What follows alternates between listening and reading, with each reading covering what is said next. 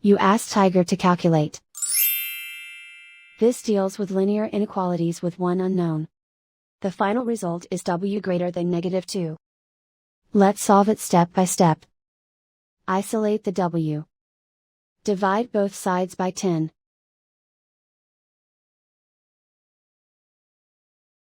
Simplify the fraction.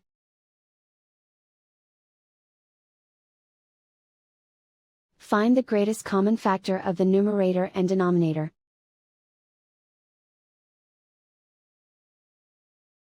Factor out and cancel the greatest common factor.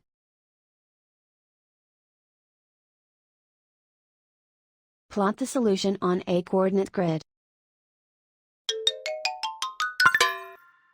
And so the final result is w greater than -2.